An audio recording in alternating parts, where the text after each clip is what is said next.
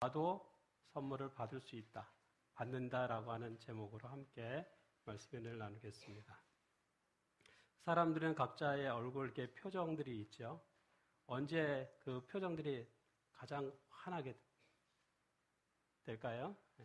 사람의 표정이 가장 밝을 때, 뭐 할 때, 뭘 받을 때?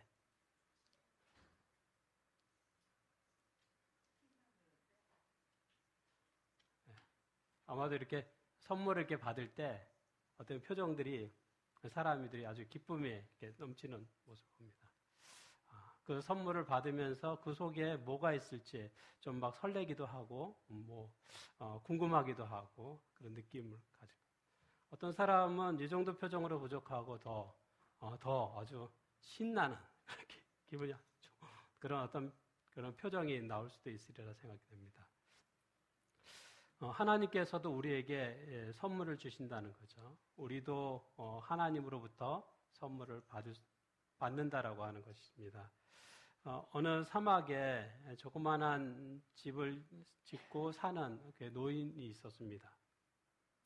그 집 앞에는, 사막이지만 그 집 앞에는 조그만한 샘이 있어서 물이 이렇게 흘러나왔어요. 그리고 그 집 뒤에는 그 야자수 나무들이 쫙 뒤에 있었습니다. 그래서 그늘이 지었어요. 그래서 이 사막을 여행하는 사람들이 정말 지치고 피곤하고 더울 때 그 집, 노인의 집, 그곳에 가면 샘이 있어서 물을 마실 수 있고 또 나무 그늘이 있어가지고 편하게 이렇게 쉴 수 있었습니다. 그래서 그 집에 와서 올 때마다 이제 시원한 물을 마시고 또 나무 그늘에서 쉬기도 하고 그러면서 가끔 이제 너무 감사하다고 돈을 좀 주기도 하고 이렇게 합니다. 그러니까 이 노인은 너무 기뻤어요. 정말 하나님께 감사하는 마음을 가졌습니다. 이 여행하는 사람들이 이렇게 돈을 주는 것을 이렇게 모으면서 어느 날 이제 어떤 욕심이 조금 생기기 시작했어요. 그래서 내가 돈을 더 많이 이렇게 모으면 더 큰 집을 세울 수 있지 않을까 하는 생각을 갖게 됐어요. 그래서 그때부터 이제 여행하는 사람들이 이렇게 오면 전에는 무료로 이렇게 다 줬거든요. 무료로 물도 마시고 또 쉬는 것도 다 무료예요. 근데 욕심이 생기니까 무슨 생각이 들어요? 물을 이렇게 마시는 거에도 돈을 받아야 되겠다는 생각을 갖게 되고 쉬는 것도 돈을 받아야 되겠다는 생각을 갖게 되고 그래서 이제는 여행하는 사람들에게 이제 찾아오면 전에는 무료로 그냥 줬는데 뭐 물도 마시게 하고 쉬기도 하고 자유롭게 쉬게 했는데 이제 욕심이 이게 생기니까 돈을 이렇게 달라고 하는 거예요. 돈을 요구하게 됐어요. 그러니까 이제 여행하는 사람들이 와서는 돈을 주니까 그 다음부터는 물도 막 먹는데 막 낭비를 하는 거예요. 전에는 이제 무료니까 좀 절약해서 고맙고 감사해 절약해서 쓰는데 이제는 고마움이 없어요. 돈 주니까. 그리고 물도 막 낭비를 하는 거예요. 그러다 보니까 어느 날 이렇게 보니까 이 샘이 조금씩 이렇게 말라가고 있는 것. 물이 줄어드는 거예요. 저는 보이는 거예요. 그리고 보니까 그 옆에 있는 나무들이 있어가지고 물을 많이 이렇게 빨아먹는다고 생각을 하니까 그 나무도 이제는 이렇게 베어버리게 된 거예요. 나무도 다 베어버리. 샘의 물도 이렇게 말라가고 나무도 이제 없어요. 그러니까 이게 사막인데 여기에 나무도 없고 물도 말라면 누가 옵니까? 오는 사람이 없는 거예요. 결국에 노인은 정말 이 사막 뜨거운 이곳에서 결국에는 혼자 쓸쓸하게 숨을 거두게 됩니다. 이 노인의 모습을 보면 뭐하냐면 이 샘물이나 또는 이제 이 나무의 그늘은 어떻게 보면 하나님이 주신 선물이거든요. 하나님이 선물을 줬을 때 그것을 사람들과 함께 나눌 때는 정말 행복했어요. 또 하나님께 감사했어요. 그런데 욕심이 생기니까 감사가 사라지게 되고 결국엔 이곳에 샘도 사라지게 되고 그늘도 사라지게 되고 찾아오는 사람도 없어요. 우리 삶 속에 하나님께서 많은 선물을 주신다는 것을 우리가 기억하게 되기를 바랍니다. 내 삶 속에 있는 많은 축복들, 그것은 내가 그냥 내 것이라고 생각해서 쓰는 게 아니라 이것이 하나님이 주신 선물이라고 하는 생각을 가지면 다른 사람들과 나누는데 좀 더 여유를 갖게 된다라고 말할 수 있습니다. 여기 에베소서에 있는 말씀 2장 2절에 보면 이런 말씀이 있습니다. 그때에 너희는 그 가운데서 행하여 이 세상 풍조를 따르고 공중의 권세 잡은 자를 따랐으니 곧 지금 불순종의 아들들 가운데 역사하는 영이라. 예수님 밖에서 예수님을 믿지 않는 사람의 모습을 성경은 말씀하고 있습니다. 그들은 세상을 따라간다는 거예요. 세상의 모습을 따라간다는 거예요. 그리고 누구를 사단을 따라가는 인생이 된다는 거예요. 우리가 예수님 안에 거하는 사람하고 예수님 밖에 거하는 사람하고는 완전히 다르다고 하는 거예요. 예수님 밖에 있는 사람, 예수님을 믿지 않는 사람은 세 가지 운명적인 방향으로 가게 된다는 거예요. 첫 번째가 뭐냐면 이 세상의 풍조를 따라서 살게 된다는 거예요. 그 세상이 흘러가는 대로 거기에 순응하며 살아가는 것입니다. 그런데 우리는 이 세상만을 바라보고 살아가는 사람은 결국에는 헛된 인생을 경험하게 돼요. 우리가 솔로몬 왕의 모습을 보면 그 고백을 보면 헛돼. 모든 것이 헛되다 그랬어요. 사람이 이 세상에서 행하는 모든 것이 헛되다고 말했어요. 왜? 우리가 하나님 밖에서 살아가는 인생은 결국에는 헛된 인생이 되는 거예요. 그래서 우리가 세상의 풍조를 따라서 사는 것이 아니라 우리는 예수 그리스도를 따라 사는 것이고 예수님의 가르침을 따라 사는 것이 우리 그리스도인들의 모습이라는 거예요. 세상을 따라가는 것, 세상의 풍조를 따라가는 것이 우리 그리스도인들의 모습이 아니라 우리는 예수 그리스도의 가르침을 따르고 예수님을 따라가는 삶을 살아가야 되는 거예요. 이것이 다를 수가 있다는 것입니다.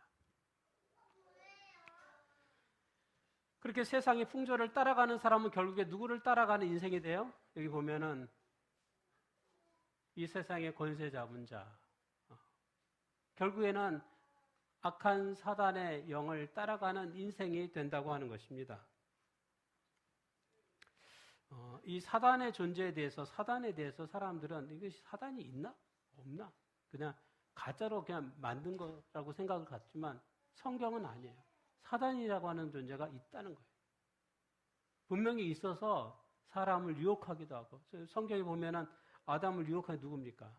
사단이 유혹을 하잖아요. 또 성경에 보면은 욥기라고 있습니다. 욥이라고 하는 사람이 많은 고난을 받죠. 누가 그 고난을 줍니까? 누가요? 사단이 그런 고난을 주는. 또 계시록에도 보면은 이 사단이 하늘의 천사들을 유혹하는 그런 모습. 그래서 하늘에서 쫓겨나는 이야기들이 성경에 많이 나타납니다. 사단이 눈에 보이지 않는 것 같지만 보이지 않기 때문에 없는 거 아니에요. 그 영적인 존재로서 지금도 사람들의 마음속에 유혹하고 사람들이 죄 가운데 빠지도록 하는 거예요. 성경에 보면 이 세상 임금이 사단이라고 말했습니다. 아담이 죄를 지은 후에부터 이 사단이 이 세상의 임금이 됐어요. 그래서 사단이 예수님을 유혹할 때 말하지 않습니까? 나에게 절하면 이 세상에 모든 걸 내주겠다. 이 세상의 임금이 누구예요? 사단이에요. 그래서 우리가 이 세상의 모습을 보면 아주 이 세상에 여러 가지 비참한 일들 많이 뉴스에 나온 것을 보면서 왜 이렇게 사람들이 잔인할까? 막 너무 이제 잔인한 그런 이야기들이 많이 나와요. 그 뉴스들을 보면은 어떻게 저런 일들이 생길까? 왜 그렇습니까? 이 세상의 임금이 누구예요? 사단이에요. 이 사단이 이 세상의 임금이기 때문에 이 세상에 많은 정말 슬픈 그런 일들이 많이 발생하는 것입니다. 비극이 생기는 거예요. 사람들 마음 모습 속에서 그런 악을 행하는 그런 모습 속에 보면은 누구를 볼 수 있습니까? 사단이 역사하는 것들을 보게 돼요. 그래서 사단은 가짜가 아니라 정말 지금도 우리 마음 가운데, 우리 가운데 활동하고 있다는 것을 기억하시기 바랍니다. 그래서 우리는 이 영적인 세계는 선과 악의 싸움이라고 말하잖아요. 하나님과 사단 사이에 그런 영적인 전쟁이 있는 것입니다. 전쟁이 있는 거예요. 눈에 보이는 전쟁이 아니라 영적인 그런 눈에 보이지 않는 그런 영적인 전쟁 가운데 우리가 있는 거예요. 그런데 우리가 예수님 밖에 살아가는 사람, 믿음 없이 살아가는 사람은 세상 풍조를 따라 살게 되고 결국엔 누구를 따르게 됩니까? 사단을 따르게 되는 거예요. 우리가 예수 그리스도를 따르고 예수 그리스도의 가르침을 따르지 않으면 결국엔 누구를 따라가게 됩니까? 여기는 사단을 따르게 되는 거예요. 둘 중에 하나를 선택하게 되어 있는 것입니다. 하나님을 따르지 않는 사람은 결국에는 누구를 따르게 돼요? 사단을 따르게 되는 거예요. 여러분은 누구를 따르기를 원합니까? 우리는 하나님을 따르고 하나님을 선택하는 사람이 되기를 바랍니다. 여기 성경에 보면 이렇게 말씀합니다.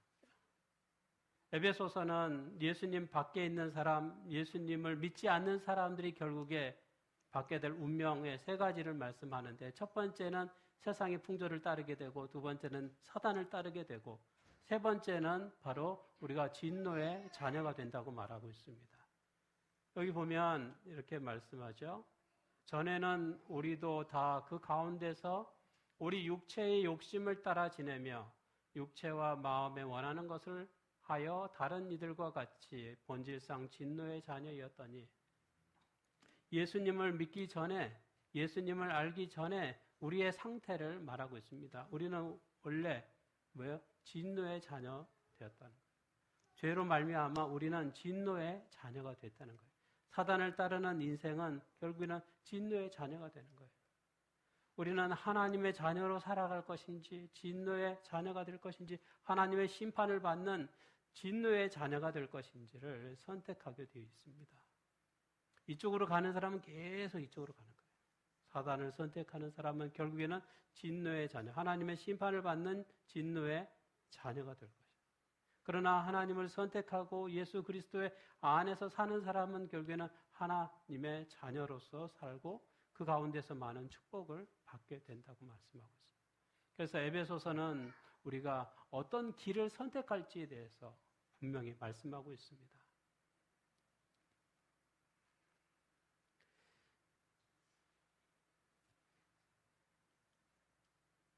여기 사진이 있는데요. 예전에는 이렇게 장난하는 그 장난감들이 없어가지고 그냥 우리 아이들이 모여가지고 함께 노는 거, 그냥 노는 거 이렇게 좀 밖에 없었어요. 그래서 여기 보면은 이거는 뭐 하는 장면 같아요? 네. 그 당시에 여성분들의 대표적인 놀이가 이거였죠, 고무줄. 네, 고무줄 놀이 하는 거. 우리 여자분들. 네, 여기 고무줄 해갖고 막 뛰는 거. 그럼 남자들이 어떻게 합니까? 가위 갖고 와서 이렇게 딱 자르는 거. 딱 한참 열심히 이렇게 놀 때 가위 갖고 떡 자르면 아주 좋아했죠. 그리고 남자들은 이것도 많이 했죠. 이렇게 노는 거. 이거 뭐라고 얘기하죠? 말타기? 말뚝박기라고 그랬는데 어디는 말타기라고 돼 있더라고요. 그래서 동네마다 이게 이름이 좀 다른가? 우리는 말뚝박기라고 그랬는데 또 말타기, 말뚝박기. 요거는 뭐죠? 요즘에는 이렇게 하는 거예요. 요즘에는 다 이렇게 플라스틱으로 이렇게 되어 있는데 옛날에는 다 정말 이게 돌멩이 요만한 거 가지고 동그란 거 돌 가지고 골라가지고 동그란 거 이렇게 놀았죠. 여기 보면 돌멩이를 엄청 많이 모아놓고 하는 거. 요거는 무슨 놀이 같아요? 예? 지금 여기 자세히 보면 잘 안 보이는데 여기 등에 돌멩이가 이렇게 올려져 있습니다. 이게 지금 여러 단계를 거친 첫 번째 단계보다 이게 좀 고난이의 단계까지 간 거예요. 여기 등에다가 돌멩이 이렇게 한 거는 첫 번째는 뭐 던지는 거, 그 다음 뭐 이렇게 발에 끼고 이렇게 딱 떨어뜨리는 거, 그 다음에 등에다 놓고 이렇게 하는 거를 이제 거의 마지막 단계 아닌가요? 이거 뒤로 하는 거 제일 어려운 거죠. 제일 어려운 단계예요. 이 등 뒤에 맞추는 거. 네. 네? 아니 됐어. 뭐 시범까지. 네. 이렇게 해서 여기 딱 떨어졌어요. 이거 맞추는데 네. 어려운 거예요. 이거는 굉장히 어려워요. 쉽지 않습니다. 요거 이렇게 해서 이렇게 맞추는 거예요. 안 보이는데 요 지금 얘 보세요. 여기 다리 사이로 이렇게 보는 거죠. 이렇게 딱 떨어뜨리는 거를 보는 거 맞춰서. 네. 어려운 과정이에요. 정말 고난이도 어려운 건데 이렇게 놀았어요. 뭐 특별한 뭐 장난감이 없었어요. 이렇게 놀아도 재밌었던 것 같아요. 근데 이런 놀이 가운데 특별히 더 좀 신나는 그런 게 있었는데 그게 바로 요거였습니다. 요거는 조금 이제 조금 이게 뭐가 필요해요. 이 대나무 이렇게 잘라가지고 요거에다 대고 종이 여기다 이렇게 딱 붙여가지고 실 이렇게 해가지고 달아가지고 이렇게 쫙 바람이 잘 불 때 쫙 올라가죠 이게. 쫙 올라가는데 예전에는 잘했던 것 같은데 요즘에 이거 하려니까 잘 안 되더라고요. 이게 잘 안 날르더라고. 왜 그런지 모르겠어요. 하여튼 예전에는 쫙 하면 쭉 날랐는데 요즘에는 이거 하려니까 조금 힘들어서 안 되더라고요. 제가 한 2주 전인가 한번 날려봤는데 안 되더라고요. 기술이 필요한 것 같아요. 근데 이 연을 이렇게 날리면 정말 그때는 이렇게 하늘을 이렇게 나는 거 보기 힘들잖아요. 근데 이렇게 쫙 나르면 정말 이게 실이 부족해서 못 날리지, 이게, 실 해가지고 쭉 날리면 정말 멀리까지 그냥 쫙 날아가요. 그래서 이게 정말 저희가 아마 재밌었던 그런 기억이 있습니다. 근데 이 연을 이렇게 날릴 때 보면은 이 연이 정말 아주 바람이 센데도 이렇게 딱 매달려서 쫙 날아가요. 그런데 어느 날 한번 우리가 이제 입장을 조금 바꿔갖고 한번 생각을 해보면 이 연의 입장에서 생각할 때 내가 정말 하늘을 쫙 나른다. 내가 정말 높이 나른다 생각을 하고 내가 잘하기 때문에 이거 필요 없다. 실 필요 없다라고 생각하고 딱 끊어버리면 어떻게 됩니까? 이게 멋있게 막 날르다가도 결국에는 떨어져요. 우리가 예수님 밖에 살아가는 인생, 삶의 모습이 그와 같다라는 생각이 드는 거예요. 이게 눈에 잘 보이지 않는 것 같지만 사실은 뭐가 중요합니까? 연이 나를 수 있는 거 뭐가 필요해요? 이게 중요한 거예요. 이 실이 중요한 거예요. 이게 실이 잡아주고 있기 때문에 연이 이렇게 날릴 수 있는 거예요. 잡아주는 거 없으면 자르면 어떻게 됩니까? 연이 날릴 수 있습니까? 못해요. 그냥 떨어져 버리죠. 누가 잡아줘야 돼요? 잡아주는 게 있어야 돼요. 우리가 예수 그리스도 안에서 예수 그리스도 하나님께서 우리 인생을 잡아주셔야 우리가 나눌 수 있는 거예요. 하나님이 잡아주는 거 없으면 추락하는 거예요. 예수님 안에 그리스도 안에 산다고 하는 것은 너무나 중요한 것입니다. 그리스도 안에 산다고 하는 것은 마치 이 연이 이 줄에 이렇게 연결이 되어 있고 잡아주는 것처럼 그리고 예수 그리스도 밖에서 예수님 믿음 없이 사는 인생은 마치 추락하는 것과 똑같은 거예요. 잡아주는 게 없기 때문에. 그래서 우리 인생이 이렇게 살아갈 수 있고 그런 축복 속에 산다고 하는 것은 하나님께서 우리 인생을 뭐 하기 때문에? 잡아주시기 때문에. 붙들어 주시기 때문이라고 하는 것을 기억하게 되기를 바랍니다. 예수님께서 우리 사람들의 삶의 인생이 그냥 죄 때문에 또 세상 풍조를 따라서 살고 그리고 결국에는 사단을 쫓다가 진노의 자녀로 멸망하는 거 하나님 원하지 않습니다. 여기 교회 증언에 보면 이런 말씀이 있죠. 그분께서는 당신의 자비와 사랑의 선물이 공기와 빛과 땅을 적시는 소나기처럼 제한되지 않는다는 것을 보여주기 위해서 오셨다. 하나님께서 우리를 사랑하시는데 너는 사랑하고 너는 미워하고 그러기 위해서 예수님이 오신 게 아니에요.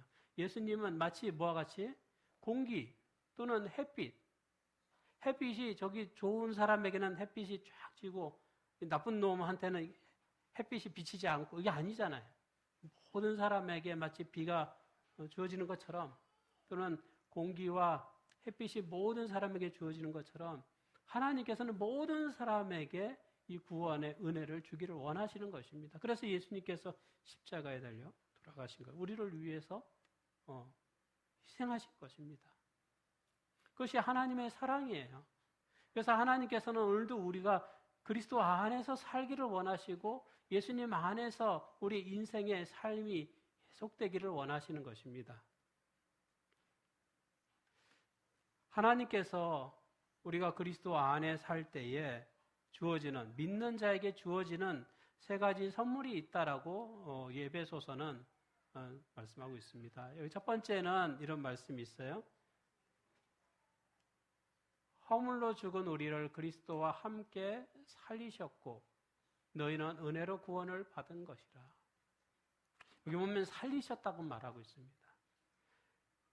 에베소서 2장 1절에도 보면 그와 비슷한 말씀이 있어요. 여기 보면은 허물과 죄로 죽었던 너희를 살리셨다 이렇게 말하고 있습니다. 하나님께서 우리를 죽은 상태에서부터 사는 상태 살려주셨다고 말씀하고 있습니다. 마치 뭐와 같냐면 여기 그림, 여기 뭐 하는 것 같아요? 이 그림.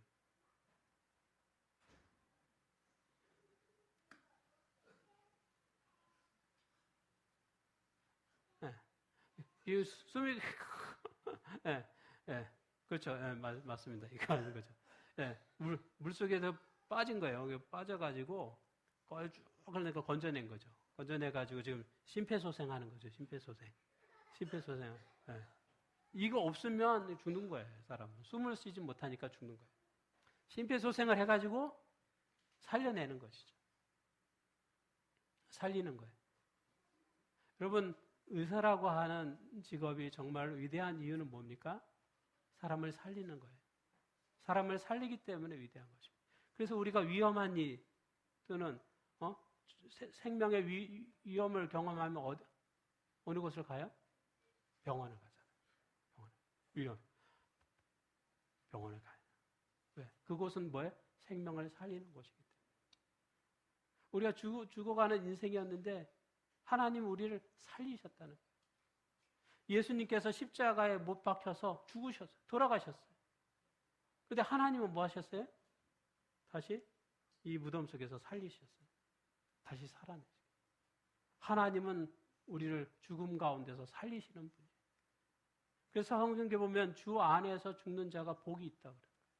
왜요? 주님 안에서 죽는 자는 다시 하나님께서 어떻게 살려주시기 때문에. 예수님만 부활하신 것이 아니라 우리도 예수 그리스도 안에 사는 우리도 똑같이 부활을 경험하게 돼요. 생명이 있어요. 다시 살려주신다고 말씀하시는 것입니다.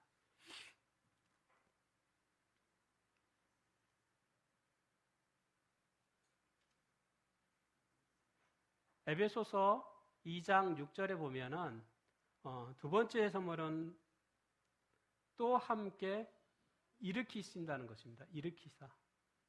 하나님께서 우리를 일으켜 세우신다는 거예요. 제가 일으키신다고 하는 그런 말씀을 보면서 하나님께서 믿는 자에게 주시는 선물, 첫 번째는 우리를 살려주시는 것이고 두 번째는 우리를 일으켜 세워주신다는 거예요. 그 일으키신다고 하는 것은 두 가지로 생각을 갖게 됩니다. 첫 번째는 우리가 어떤 절망적인 상태에서 일으켜 세워주신다는 거예요. 우리가 실망하고 낙심하고 있을 때 하나님께서 우리를 일으켜 세워주세요. 아주 비극적인 일들을 경험했을 때 우리는 절망할 수밖에 없어요. 어떨 땐 포기하게 돼요. 근데 하나님께서 우리를 붙잡아서 다시 일으켜 세워주시는 것입니다.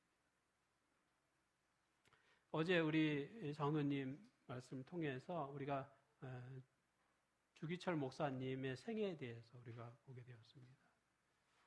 참 일본이 아주 잔인했어요. 저도 뭐 살아보지는 않았지만 이야기는 좀 몇 번 들었어요. 그때 살았던 분들 이야기를 들어보면 정말 잔인해요. 그리고 아마 일본같이 이 식민지를 지배했던 나라가 없어요. 그렇게 잔인하게. 뭐 말도 없애버리고 문화도 없애고 그런 나라가 없습니다. 근데 이제 이 주기철 목사님 것처럼 우리 재림 교단 안에도 그와 같이 일본 경찰 아주 고문 때문에 신앙 때문에 이렇게 순교한 분이 계세요. 우리 최태현 목사님이라고 해서. 최태현 목사님. 이분은 우리 한국 연합회장이었어요. 연합회장이었을 때 교회를 다 해산하라는데 도장을 찍으라고 이렇게 명령을 받았습니다. 근데 그거를 거부했어요. 그래서 많은 고문을 받고 또 몽둥이로 맞고 또 어제 봤던 그런 거 똑같이 경험했더라고요.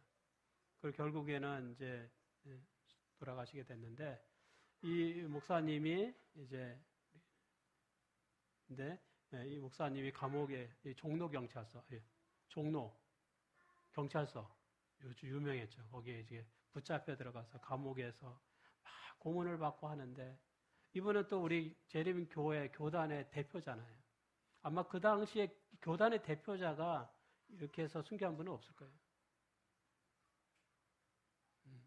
그 일본 경찰이 이게 재림 교회 해산하는 거에 또 도장을 찍으라고 시키는데 못하겠다, 안 된다고.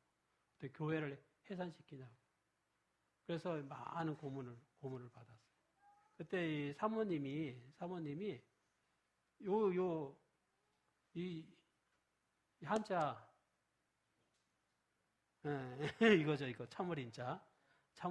참을인자를 이렇게 써가지고 가지고 간 거예요. 면회할 때 가지고 가서 그 이제 이 감옥에서 고통받고 막 뭉디 맞고 막 한 그 목사님에게 이거를 펼쳐서 보여줬다는 거예요. 참는 거죠. 참으리. 그래서 참 결국에 얼마 있다가 이제 돌아가셨어요. 순교하셨습니다.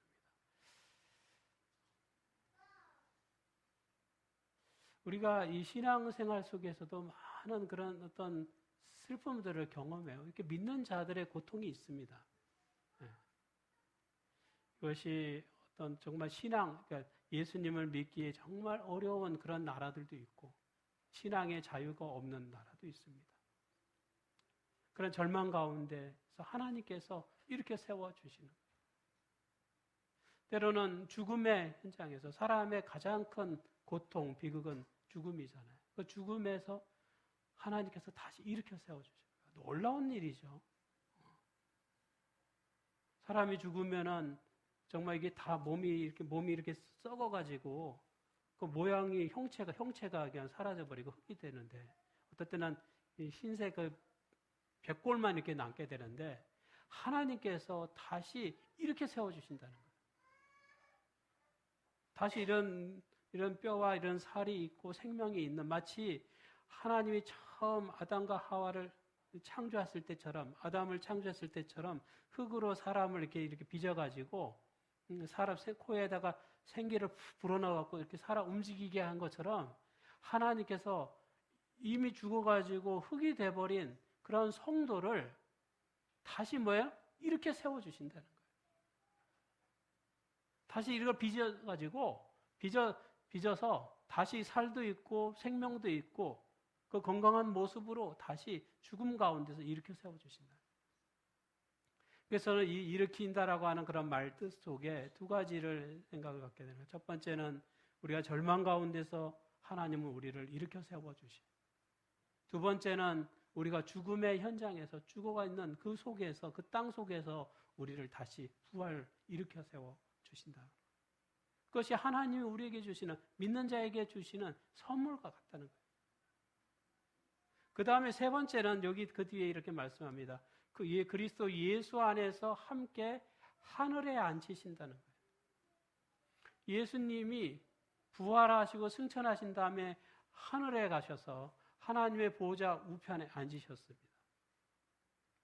하나님 앞에 영광을 받으셨어요. 그것처럼 우리 믿는 사람들도 예수님처럼 우리가 부활을 경험하고 승천을 경험하고 그 위에 하늘에서 하나님을 만나는 그런 영광, 하나님의 보좌에 앉는, 영광의 자리에 앉는 그런 축복을 주신다는 것입니다.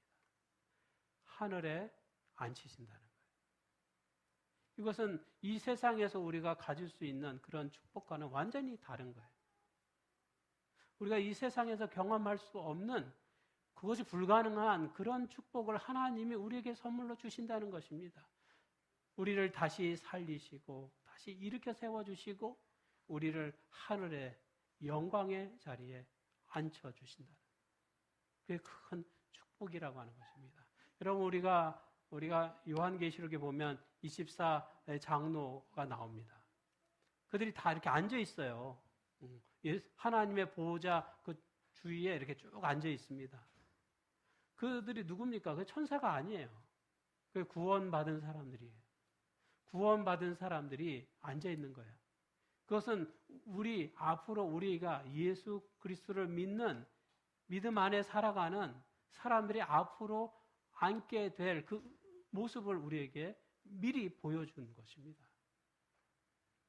그래서 여러분 신앙을 지키고 살아가다가 힘들고 어려운 일이 있다 해서 좌절하거나 교회를 떠나거나 하지 마시기 바랍니다. 믿음이 흔들리지 마시기 바랍니다. 믿음 안에서 굳건하게 서시고 한 길로 가시게 되기를 바랍니다. 그럴 때 하나님의 큰 은혜가 있게 될 것입니다. 어떨 때는 고통 속에서 이 인자가 필요할 때가 있어요. 참아야 될 때가 있어요. 힘든데 포기하고 싶은데 참아야 될 때가 있어요.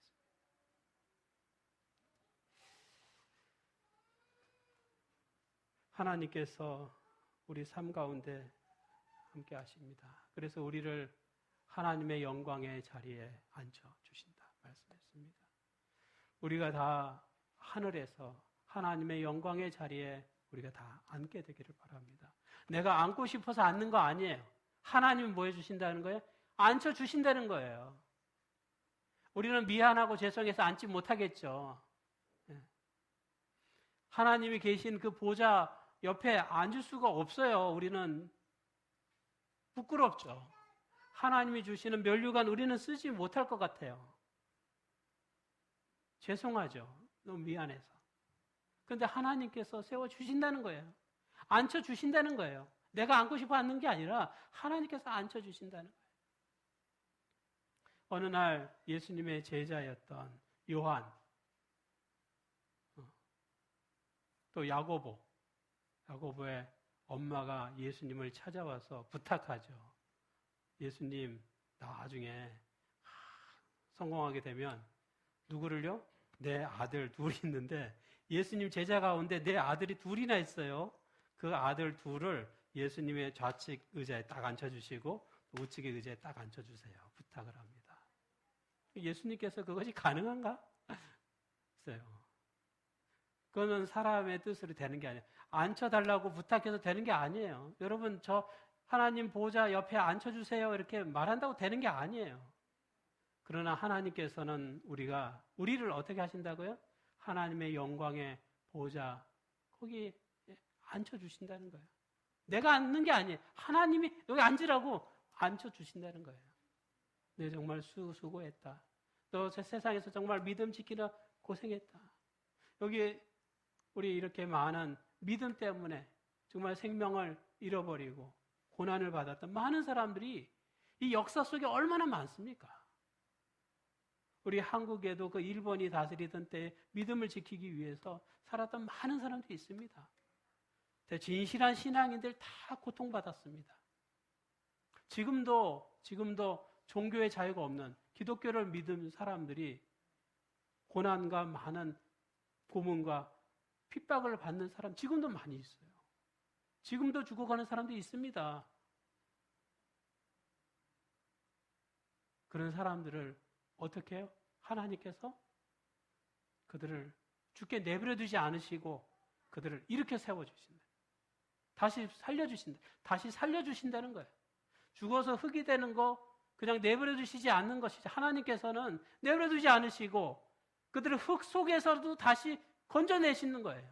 흙 속에서도 다시 부활시켜 주시는 거예요. 승천시켜 주시는 거예요. 그리고 그들을 이 영광의 보좌에 앉혀주시는 거예요. 우리가 믿음 때문에 고난을 받을 때 쉽게 절망하지 마시기 바랍니다. 하나님께서 그리스도 안에 사는 사람에게 이와 같은 놀라운 축복들을 주신다는 것을 기억하게 되기를 바랍니다. 여기 에베소서 2장 8절에는 이렇게 말씀합니다. 너희는 그 은혜에 의하여 믿음으로 말미암아 구원을 받았으니 이것이 너희에게서 난 것이 아니요 하나님의 선물이라. 하나님의 선물 가운데 최고의 선물은 우리의 구원 받는 것이죠. 우리가 예수님을 믿으면 구원이 시작이 되는 것입니다.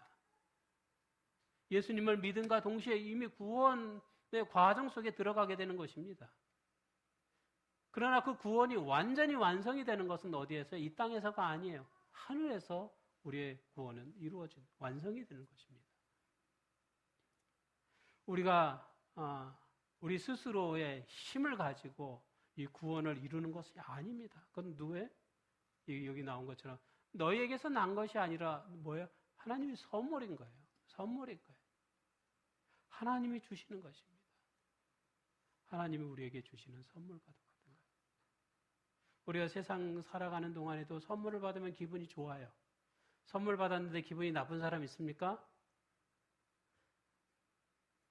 기분이 나쁠 때도 있어요. 선물을 받았는데 이렇게 뜯어보면 또 안에 또 싸져 있고, 뜯어보면 또 싸져 있고, 뜯어보면 또 싸져 있고, 그럼 마지막에 보면 아무것도 없고, 그러면 정말 기분이 나쁘죠. 그러나 하나님이 주시는 선물은 그래 헛된 선물은 아닙니다. 하나님이 주시는 선물을 우리가 이미 받은 사람도 있지만 또 많은 선물은 아직 우리가 받지 못한 선물이 많이 있습니다. 어떤 분은 우리가 받을 선물이 하늘에 이렇게 쌓여져 있다 이렇게 말합니다. 예수님께서도 승천하 가시면서 내가 너희를 위하여 뭐를 예비하시겠다 그랬어요? 처소를 예비하시겠다. 아직 우리는 그곳에 가보지 못했어요. 그러나 우리는 예수님이 준비하신 그 선물을 받게 될 것입니다. 그런 기대를 가지고 우리가 살게 되기를 바랍니다. 이 세상 살아가는 동안에 여러 가지 믿음의 시험이 있을 수 있습니다. 우리 아까 봤던 그런 목사님 정말 많은 고통 가운데서 참고 인내하면서 믿음을 지키는 모습도 봤어요. 우리가 신앙생활 속에서 여러 가지 그런 일들이 생긴다 할지라도 믿음을 지키시게 되기를 바랍니다. 하나님이 주시는 그 풍성한 선물들을 우리 모두가 다 받게 되기를 바라면서 오늘 말씀을 마치겠습니다.